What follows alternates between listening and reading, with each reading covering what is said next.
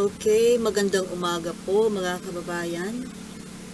Alam nyo, bago ako mag-umpisa, meron lang po akong sasabihin na ako po ay nalulungkot kasi yung mga ipinopost ko na video, madalas po na nagkakaroon ng issue. Kaya hindi ko po na ipopost kasi ayokong matanggalan ng channel dahil sayang naman yung mga pinaghirapan ko sa loob ng isang taon. Hindi ko maintindihan kung bakit wala naman akong copyright issue kasi nag-iingat ako doon. Yung ad suitability, siguro pwede ko naman siyang i-post, wala nga lang kikitain sa particular video na yon. Pero ang pinagtataka ko po kasi, although nagpadala na ako ng feedback dyan sa sa YouTube, ito pong direct ko pong i-address sa inyo dito sa nagre-review ng video dyan sa YouTube. Sasabihin lang po lagi na may issue, pero hindi naman sinasabi kung ano specifically yung mali. Kasi sa tingin ko, wala naman pong mali doon sa video ko. Kayo mga nanonood, kayo pong makakapagsabi kung may mali ba akong ginawa doon. Hindi nga ako nagmumura. Ang napansin ko lang po, kapag ang content ay tungkol kay Kibuloy, doon po ako nagkakaroon ng restriction sa ads. Kaya hindi ko na ipopost. Di sayang naman yung pagbi-video ko. Na sa totoo lang, kahapon yung aking binlog, tungkol nga yun kay Kibuloy, doon sa kanyang mga 17 na conditions para umapir sa Senado, marami naman po kasing nag-content nun. Pero bakit sila hindi yata nare-restrict? Ako lang. Ang liit-liit ko na nga na channel nagpapakahirap na nga ako na lumaki ang channel ko. Hindi ko maintindihan, binago ko na, hindi ko na binuo yung pangalang Kibuloy. Kumbaga pinalitan ko yung mga words na maaari na yun ang nakakapag-cause, pero hindi pa rin. So yung mga video ko nasasayang. Kahapon nga pinilit ko mag-video kahit may sakit ako. Dahil gusto ko namang, ayoko na lalagpas ang isang araw na wala akong naipopost. Kasi siyempre nakaka-affect yun sa algorithm. Hirap na nga ako na palakihin itong channel ko. Kasi naman ako, kaya ganito kapangit ang video ko dahil wala po akong staff. Hindi kagaya ng mga ibang vloggers na mayroon silang mga technical staff. Ako wala. At hindi naman ako techie. Kaya kung ganito lang ang what you see is what you get. Pagkatapos kong mag-video, hindi ko na nga ini-edit kasi hindi ako marunong. At saka, kumbaga sa akin, time consuming yun Tsaka wala naman siguro dapat i-edit. Basta kung anong sinabi ko dito, yun na yun. Parang ang live Hindi nga ako makapag-live kasi gusto ko namang mag-live. Kaso, paano ako magla-live? Ang nanonood sa akin, aapo lang ang 10. Pero pwede naman, kahit 10, kahit isa, pwede mag-live. Buti nga yun para kaming nag-uusap niya ng face-to-face Kaso, hindi ko pa, yung StreamYard kasi may bayad yata yun Kaya hindi ko pa naasikaso, ang dami kong ginagawa sa buhay ko. So yun po ang aking parang ipinagtataka sa YouTube kung bakit po ba nare-restrict ang aking video. Nagiging maingat naman nga ako tsaka hindi ako kagaya ng mga iba na grabe ang yung hate speech na ginagawa. Itong mga ibang mga vloggers na napapanood ko, nagpanayang mura. Pero nandyan sila, may mga ads sila. Ako hindi ako nagmumura. Well, Sa nakaraan, nung hindi pa ako namomonetize, napapagaya kasi ako doon sa mga ibang nagmura. Nagmura din ako, pero hindi ako komportable.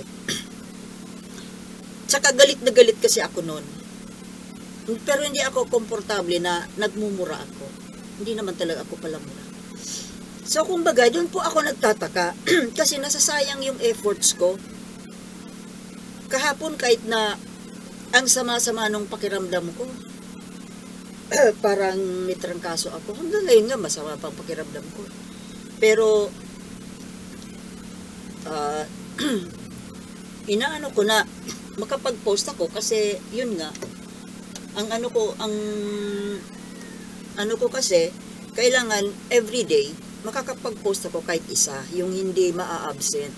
Ang ilang araw na nga po ako hindi nakapag-post dahil sa madalas dito nagba-brown out Ang daming problema sa kuryente. So ngayon, medyo naayos na siguro. Madalas po napapansin ko, ilang video ko na ang napa-private. Hindi ko ma-post. Kaya parang, yun nga, nag-aalala nga po ako na baka bigla na lang na mawala itong channel ko. Parang sayang naman. At saka venue ko po ito. Anong tawag dito? Platform ko ito para makapagpahayag ako ng mga reaction ko sa mga isyong nangyayari. Paano kung pag tinanggal ito? Ibig ba sabihin ni YouTube kontrolado? Okay, nandoon na tayo, kontrolado. Hindi pwede yung mga batas nila yan Dahil kanilang kumpanya yan. Pero parang over naman yata. Na wala naman ako nakikitang mali doon sa video ko. Bakit nare-restrict? Yun lang po. At saka address ko po ito kasi hindi ka naman sasagutin Ikaw magpapadala ng feedback pero hindi ka makakuha ng feedback back. Okay, ito na, naka 7 minutes na. Sinasabi ko lang po kasi yung parang disappointment ko. So ngayon, ang gusto ko pong reaksyonan sa ngayon, yung latest na speech ni BP Sara, kung saan talagang lantaran niya pong ipinakita na siya ay kumakampi kay Kibuloy. Alam niyo mga kababayan, nakakalungkot po itong nangyayari sa bansa natin. Wala po tayong matino. Halos wala tayong matino na mga government leaders. Maliban po kay Bongbong Marcos at sa ilang iilan, mabibilang lang po natin sa kamay sa daliri, yung mga matitinong opisyales. Ito nga po, Vice President at that, magsasalita ng ganito? Foul po yan, BP. Although, parang yung, in fairness ang ganda-ganda niya doon. Para siyang kamukha siya ni tawag dito? Yung magkakaroon nga po ng teleserye na siguro, base sa presidenteng babae, si Judy Ann Santos nga, showbiz Judy Ann Santos, yung Bagman, panunuorin ko yun. Baka naman ang ang focus dun baka kunwari kapag si BP Sara na ang presidente.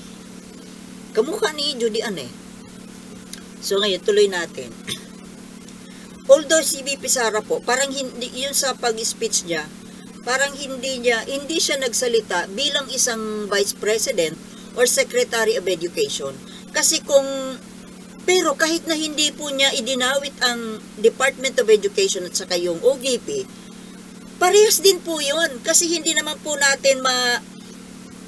po natin maihihiwalay yung pagkatao ni BP Sara doon sa opisina at ahensya na kanyang pinapamunuan. Hindi na maitatanggi na kapag siya nagsalita, representative siya ng Office of the Vice President at ng DepEd. Imagine mga kababayan, kakampihan niya yung isang abuser, rapist, mapang-api. Secretary of Education ka.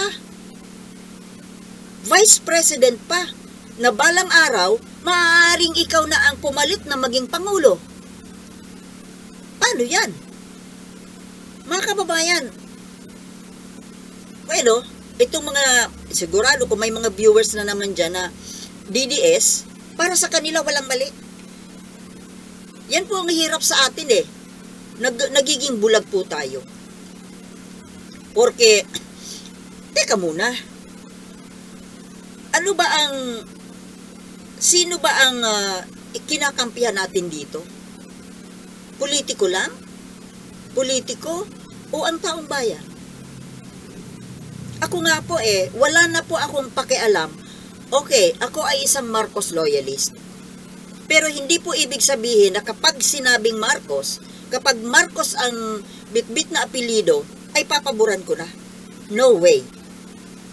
Kagaya ngayon, syempre ako talagang forever Marcos loyalist ako when it comes to Marcos Sr. at Marcos Jr. Pero yung mga susunod na henerasyon, kung hindi sila susunod, kung hindi ko sila makikitaan ng anino nung Marcos Sr., sorry, hindi ako susuporta. Hindi ako para sa apelido, kundi sa performance at sa puso. Kaya itong si Amy Marcos, kita nyo? Yung pinagagagawa ni Amy Marcos ngayon. Yan ang unang Marcos na itinatakwil ko. At maaaring may susunod pa dyan. Basta ako sa ngayon, ang loyalty ko doon sa Marcos Sr. at sa Marcos Jr. Okay, balik kay BP Sara. Ngayon mga kababayan, ito ba ang gusto ninyo na maging future president? Kumakampi sa kriminal? Okay, sasabihin ninyo, bakit? Na-convict na ba si Kibuloy? Okay mga kababayan, the fact na kinasuhan siya sa Amerika at may kaso siya sa DOJ, may mga lumantad na biktima at hindi siya humaharap. Di ba sign of guilt yun? Come on. Huwag naman tayong masyadong paper-based. Actions speak for itself. The fact na ayaw humarap dyan sa hindi sumusunod, yan ay hindi na pagsunod sa batas, di ba? Yung hindi pagharap ni Kibuloy, hindi sumusunod sa batas. Yan ba ang isang religious leader? Alam nyo, itong mga politikong ito na kumakampi kay Kibuloy, sana lang po, although kasi malayo pa ang eleksyon pwede na naman kasing mabura na naman sa memorya ng mga Pilipino. Dahil makakalimutin pa ang Pilipino Mga kasalanan ng politiko, pag lumipas na ang panahon, or sa 10 krimen na nagawa ng isang politiko, mabigyan lang ng 100 piso limot na. Nakakalungkot. Okay, si BP Sara, ayon sa kanya pa rin, naging biktima din daw siya ng rape noong kanyang kabataan, pero hindi siya nagsumbong sa magulang. Bakit hindi siya nagsumbong? Dahil ba ayaw na niyang magkagulo pa? Dahil alam niya kung ano ang aabuti no ng rape sa kanya? Sigurado pupugutan ng ulo yun ng tatay niya. O baka naman kaya hindi naman talaga yon 100% rape? Kasi bakit ka maaawa sa isang bakit mo ipagtatanggol ang isang rapist, ang isang tao na lumapastangan sa katawan mo? Baka hindi naman talaga totally rape Yun lang ang akin. Ngayon yun lang inilabas. Naging biktima ka ng rape. Pero ito, kinakampihan mo ang rapist? Anong klaseng utak yan? Di ba mga kababayan? Kung tayong babae hindi nakaranas ng rape, pero nailalagay natin ang sarili natin doon sa biktima. Ito pa kaya na nakaranas? Walang empathy? Hello? At future president?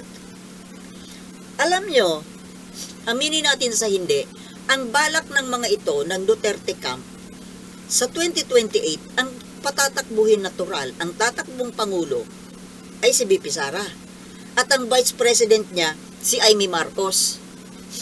Amy Marcos. Silang dalawa magka-partner na mamumuno sa bansa natin na nagtatanggol sa kriminal, sa rapist, mapang-abuso. Na-imagine nyo ba kung anong kahinat na ng bansa natin? Itong mga taong ito, lalo na itong mga Duterte, mahilig sa palakasan. Kaya nga galit na galit sila kay Bongbong Marcos eh. Dahil akala nila malakas sila kay Bongbong. Eh kung ngayong Bongbong Marcos hindi umaayon sa mga kagustuhan nila, hindi pala sila malakas kay Bongbong Marcos. Kasi gusto nila palakasan. Diba? Kaya sila galit kay Bongbong. Dahil hindi umaandar yung palakasan. Ang sama po na klaseng gobyerno yan, ng lipunan na ganyan, na puro palakasan. Kapag palakasan po ang pinaandar sa isang lipunan, ay, impyerno po yan. Impyerno para sa mga maliliit at mahihina. Akala ko ba yung gobyerno natin, politika natin, nakabase sa Amerika? Sa American system of politics? Sa Amerika, walang pakialam kung sino ka. Kaya sikat ka, mayaman ka, kaya kang ipakulong. Pero dito sa atin, anong umiiral dito? Batas ng mayayaman po. Batas ng mayayaman, makapangyarihan, malalakas, sikat. Kaya mga kababayan, itong pinagsasabi ni BP Sara, na kesyo, nakikiisa siya. Matagal siyang nananahimik tungkol sa Kibuloy issue. Pero ngayon talagang lantaran ng ipinakita niya na talaga siya ay pro-Kibuloy, pro-rapist, pro-abuser, pro-criminal. No wonder yung kasabihan na tell me who your friends are. Diba? At saka yung birds of a feather flock together. Diba? So, yun lang po mga kababayan. Hanggang dito na lamang muna at maipost na to. Baka ano na naman to baka ma-restrict na naman.